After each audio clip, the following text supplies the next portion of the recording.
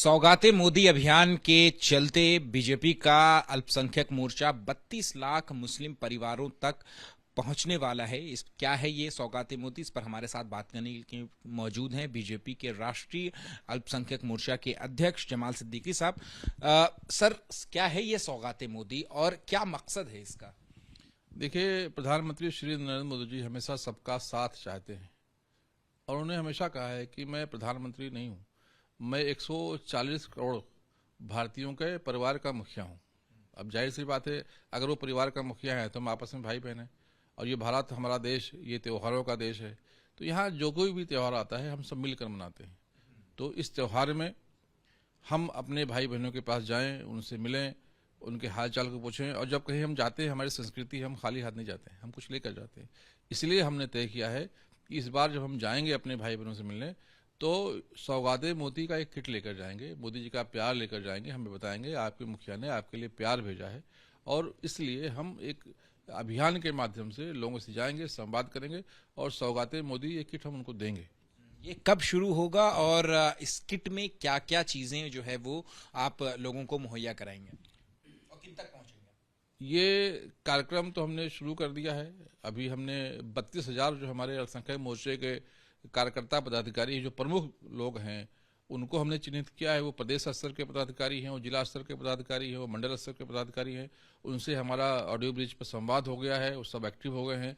हमने उनसे गुजारिश की है कि आप अपने घर के पास के एक मस्जिद में जाएं, क्योंकि मस्जिद में इसलिए जाएं क्योंकि मस्जिद कमेटी के पास जो एरिया में गरीब होते हैं, जो जरूरतमंद होते हैं, रमजान में जो रोजे रखते हैं, उनकी लिस्ट होती है।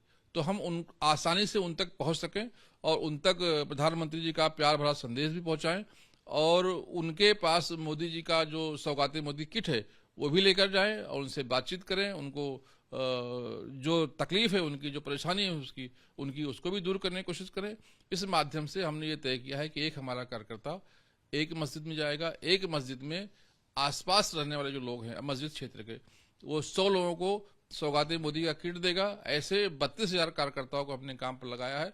32,000 मस्जिदों तक हम पहुंचने वाले हैं और एक मस्जिद क्षेत्र में अगर 100 हम गरीबों को देते हैं तो लगभग 32 लाख लोगों तक पहुंचकर हम सौगाते मोदी का किट पहुंचाएंगे। इस किट में क्या क्या चीजें रहेंगी?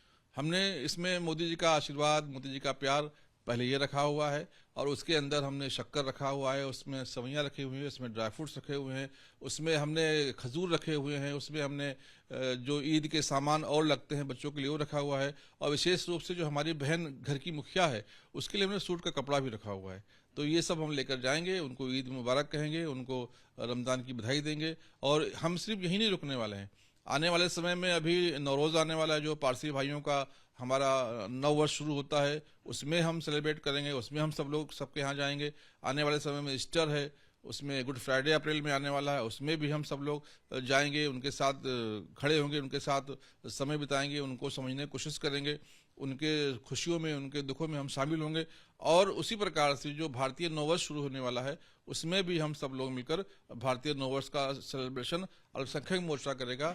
इस माध्यम से हम लोग देश में एकता, अखंडता और भाईचारे को मजबूत बनाने का काम करेंगे। आपने भाईचारे की बात करी, आप मुस्लिम कम्युनिटी की तरफ बीजेपी की एक रीच बढ़ाने की कोशिश कर रहे हैं, लेकिन देश में इस वक्त जिस तरीके का माहौल है, आप एक तरफ किट बांट रहे हैं मुस्लिम परिवारों तक, लेकिन दूसरी तरफ इस बात को भी नहीं जो है वो झुटलाया जा सकता कि जिस तरीके का माहौल अभी बना है, चाहे वो महाराष्ट्र में नागपुर में जो हिंसा हुई है उसकी बात कर लें, या एक नैरेटिव ये भी बनाएगा कि संभल में होली के दौरान जिस तरीके से आज मस्जिदों में तिरपाल से मस्जिदों को ढका गया, तो कुछ कहीं ना कहीं एक मुस्लिम कम्युनिटी में ये भी आवाज उठ रही है कि मस्जिदों पर कपड़ा डालना या नागपुर में हिंसा होना, तो ये दोनों साथ साथ कैसे चलेगा?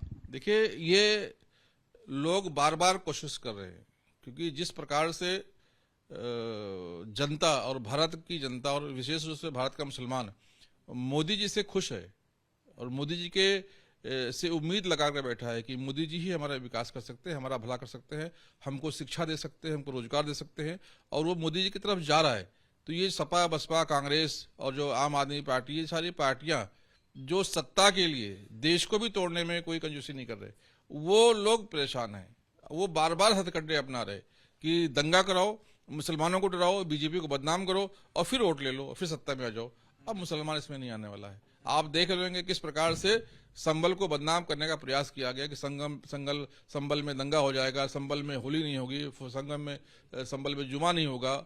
और जिस प्रकार से नागपुर में लोगों ने प्रयास किया है, ये प्रयास अब कामयाब नहीं होगा। जहां भी ये लोग प्रयास करते हैं, हिंदू मुस्लिम सिख ईसाई सब मिलकर उनके प्रयासों को झुठलाते हैं, उनके प्रयासों को नाकाम करने का काम करते हैं। यही वजह है कि नागपुर थोड़ी देर के लिए शुरू हुआ था, वहां पर जो माहौल खराब करने का काम था, सब लोग घरों से बाहर निकले और एक दूसरे को समझाकर वो मामला शांत करवा दिया। संबल में जिस प्रकार से इस बार जुमे की नमाज हुई है और जिस प्रकार वहां से होली का त्योहार हुआ है, इतिहास बन गया वो। और ये सिर्फ यही नहीं है, इंदौर की भी हम बात करें, इंदौर में भी देखा गया तरावी की नमाज के बाद जो है वहां पर हिंसा भड़की और उसमें काफी तोड़फोड़ जो है वो वहां पर देखने को मिली। तो मैं यही समझना चाह रहा हूं कि ये जो कहीं ना कहीं एक जो दूरी है, इसको पाटने के लिए जो है वो क्या काम किया जाएगा?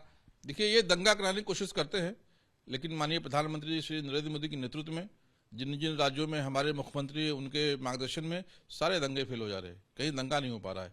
दंगा तो हमने मुरादाबाद में देखा है, दंगा तो हमने भागलपुर में देखा है, दंगा तो हमने गुजरात में देखा है, दंगा तो हमने मुंबई में देखा है। किस प्रकार से दंगे होते थे और दंगे करवाने वाले कांग्रेसी होते थे, क्योंकि ये विकास तो करते नहीं थे। जब 5 सालों में चुनाव आता था तो ये जो कॉमन मैन है, जो आम आदमी, इनसे सवाल ना पूछ ले आपने क्या काम किया है, तो हिंदू मुस्लिम के दंगे करवा दो और फिर वोट ले लो, फिर सत्ता में आ जाओ। अब ये कामयाब होने वाले नहीं है। प्रधानमंत्री श्री नरेंद्र मोदी ने सबको जागरूक कर दिया है। प्रधानमंत्री श्री नरेंद्र मोदी ने सबको ये बता दिया है कि विकास क्या होता है। आज घर से बाहर निकलें, सड़कों पे सफाई दिखती है, सड़कों पे गड्ढे नहीं मिलते हैं।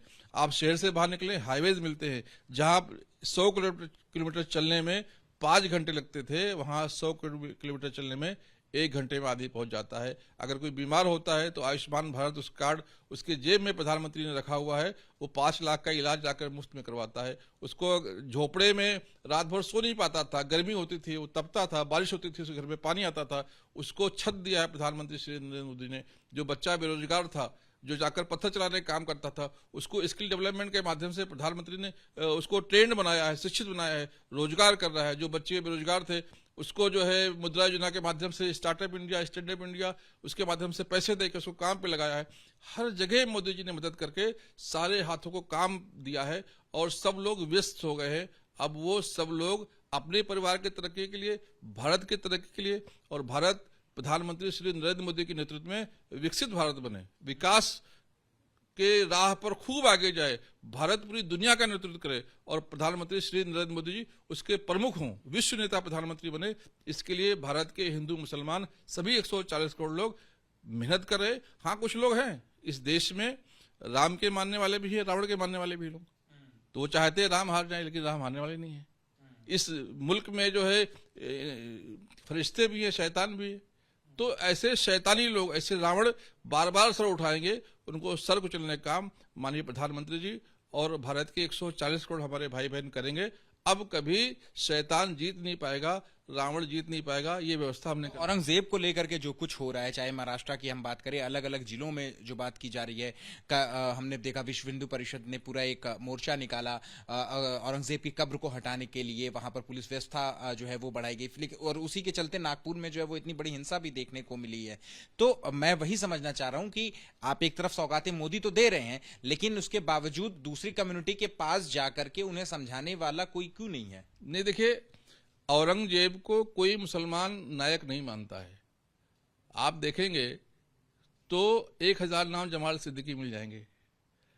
आप देखेंगे तो अरबों लोगों का नाम मोहम्मद मिल जाएगा, लेकिन औरंगजेब शायद कोई गलती से रख ले। औरंगजेब किसी का नायक नहीं है, लेकिन कुछ लोग उसमें झगड़ा लगाकर, कुछ लोग उसको मुद्दा बनाकर हिंदू मुस्लिम करना चाहते हैं, इसीलिए औरंगजेब को पूजने लगे हैं वो लोग। औरंगजेब कभी हमारे लिए पूजनीय नहीं रहा है, ना देश के लिए ना मुसलमानों के लिए। औरंगजेब से इस देश के मुसलमानों को कोई रिश्ता ही नहीं है। हमारा रिश्ता तो कलाम से है, हमारा रिश्ता तो ब्रिगेडियर उस्मान से है, हमारा तो रिश्ता मीर अब्दुल हमीद से है।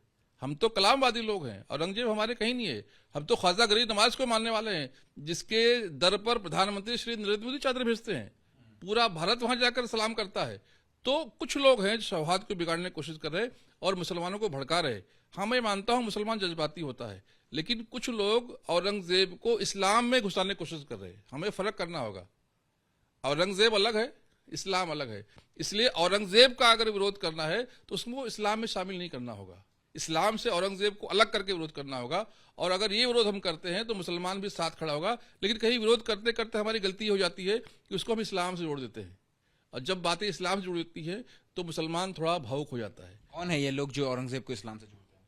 विपक्ष, जो सत्ता से बाहर गए हैं, जो सत्ता की मलाई खा रहे थे, जो हमारे ऊपर राज कर रहे थे, जो हमें आज तक उठने नहीं दिए, जिन्होंने भारत के मुसलमानों को दलितों से बदतर कर दिया। सच्चर कमेटी रिपोर्ट सभी पढ़ते हैं। शिक्षा में, रोजगार में, व्यापार में और खासतौर से राजनीति में भी मुसलमानों का पिछड़ापन आ गया। अब उसको धीरे धीरे प्रधानमंत्री जी शिक्षा में योजनाओं के माध्यम से, रोजगार में योजनाओं के माध्यम से और राजनीति में भी अल्पसंख्यक मोर्चे के माध्यम से मुसलमानों को आगे लाने का काम कर रहे।